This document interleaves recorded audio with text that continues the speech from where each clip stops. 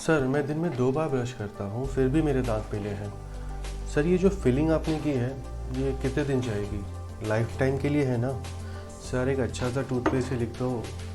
आज हम कुछ ऐसे ही क्वेश्चंस के बारे में बात करेंगे जो हम डेंटिस्ट को रेगुलरली सुनने मिलते हैं। तो आइए शुरू करते हैं वीडियो। Question number 1। सर, एक दांत लगवाना था, कितना पड़ेगा? डेंटल क्लिनिक में लगने वाले दांत 3 तरीक़ों से लगाए जाते हैं। फर्स्ट, मसूड़ों के सपोर्ट लेकर। दूसरा, teeth supported. Third, bone supported, जिसे हम इम्प्लांट भी कहते हैं। आप समझ ही गए होंगे, जो जितना इन्वेजिव या आक्रामक प्रोसीजर होगा उतना ही महंगा और उतना ही टिकाऊ ऑप्शन होगा। जैसे कि मसूड़ों का सपोर्ट लेकर बनने वाले दांत, जिसे हम आरपीडी या फ्लिपर्स कहते हैं, बहुत सस्ते बट लीस्ट एडवाइजेबल होते हैं, क्योंकि वो बहुत जल्दी लूज़ हो जाते हैं और बहुत सारी प्रॉब्लम्स को बढ़ावा भी देते हैं।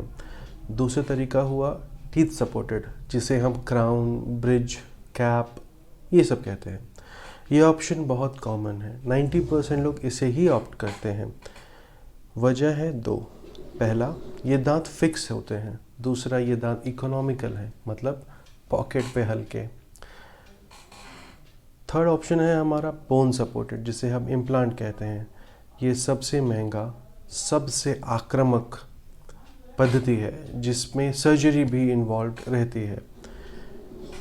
इसमें हम बोन का सपोर्ट लेते हैं और एक फिक्सचर डाला जाता है, जो करीबन 2 से 3 महीने के लिए वहाँ छोड़ा जाता है हार्ड होने के लिए। ऑब्वियसली ये लेटेस्ट ट्रेंड है, this is the new big thing in industry. ये बहुत अच्छा प्रोग्नोसिस के साथ आती है। Question number 2।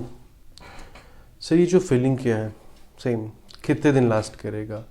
Usually dental clinics में होने वाली फिलिंग्स 3 तरह की होती हैं, जीआईसी, कंपोजिट और एमैल्गम, जिसे हम सिल्वर फिलिंग या मेटल फिलिंग भी कहते हैं। और 2 भी है जो स्पेशल केसेस के लिए रिजर्व्ड हैं, जैसे सिरेमिक फिलिंग और गोल्ड फिलिंग। हाँ, हम यहाँ वो टेम्परेरी फिलिंग जो रूट कनाल के टाइम की जाती है उसके बारे में बात नहीं कर रहे हैं। ये कॉमन मिसकंसेप्शन है कि फिलिंग्स परमानेंट है तो लाइफ टाइम लास्ट करेगी, बट ये सही नहीं। फिलिंग्स की अपनी लाइफ होती है, जैसे कि जीआईसी मैक्सिमम 5 इयर्स के लिए होता है। कंपोजिट 7 to 10 इयर्स लास्ट करते हैं, उसके बाद उसको रेगुलर पॉलिशिंग या फिर रिप्लेसमेंट चाहिए होता है। फाइनल एमैल्गम, सबसे ज़्यादा टिकने वाला मुंह में फिलिंग अगर कोई है तो वो है एमैल्गम। 15 से 20 साल तक भी देखा गया है।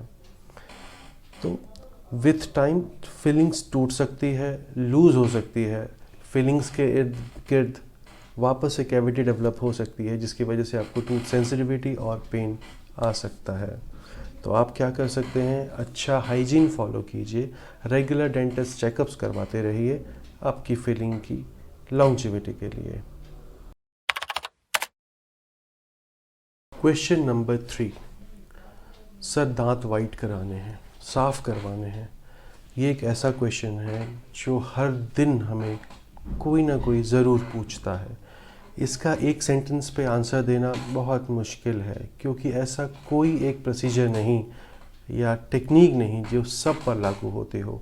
हाँ, बेस्ट, फास्टेस्ट और इफ़ेक्टिव वे तो ऑफिस में क्लीनिंग और वाइटनिंग प्रोसीजर ही है। जैसे कि हम फेस की क्लीनिंग और ब्लीचिंग करते हैं, एग्जैक्टली वैसे ही दांत की स्केलिंग और ब्लीचिंग प्रोसीजर्स। बट ये सबको अप्लाई हो ये ज़रूरी नहीं।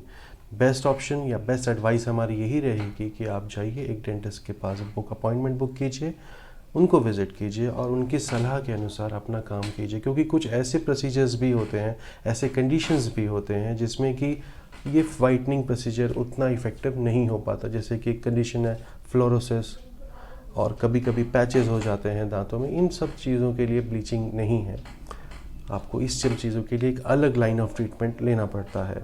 सो हाँ, जाइए डेंटिस्ट के पास, एक अपॉइंटमेंट बुक कीजिए। Question number 4। What kind of toothpaste is best for me? देखिए, there is no toothpaste which works wonder for everybody. ठीक है, ये आपका क्या है कि मैकेनिकल क्लीनिंग प्रोसीजर्स ही हैं जो कुछ फ़र्क कर सकते हैं, टूथपेस्ट नहीं। यूजुअली मार्केट में मिलने वाले टूथपेस्ट 3 तरह के या 4 तरह के मैक्सिमम हो सकते हैं। पहला सेंसिटिविटी के लिए, दूसरा कैविटीज़ के लिए, थर्ड वाइटनिंग के लिए और चौथा मसूड़ों में ब्लीडिंग के लिए, ब्लीडिंग गम के लिए। अगर आपको इनमें से कोई भी दिक्कत नहीं है तो आपको कोई स्पेशलाइज्ड टूथपेस्ट लेने की ज़रूरत नहीं। कोई भी ऐसा टूथपेस्ट जिसका फ्लेवर आपको पसंद हो, फोमिंग थोड़ा सा हो, आप उसे यूज़ कर सकते हैं, चाहे वो जेल हो चाहे वो पेस्ट हो। Question number 5, bad breath. Sir बदबू बहुत आती है। यूजुअली बदबू हमारे मुंह में मैक्सिमम लोकल फैक्टर्स, मतलब जो हमारे दांतों में जम जाता है, डिब्री जम जाता है, कैलकुलस जम जाता है, टाटा जम जाता है, उस वजह से स्मेल आती है। तो आपको एक रेगुलर चेकअप की ज़रूरत है। अगर उस चेकअप में ये पता चला कि आपके में उतनी डिब्री नहीं है तो हम एक्स्ट्रा ओरल कॉजेज़ पे भी ध्यान देते हैं, जैसे कि किसी को साइनोसाइटिस का प्रॉब्लम है, किसी को एसिडिटी की प्रॉब्लम है, लिवर इश्यूज़ में भी कभी कभी स्मेल चेंज हो जाता है। बट मान के चलिए 95% ये ओरल कॉजेज़ की वजह से ही होता है। तो get a scaling done, cleaning done, everything will be fine. Thank you.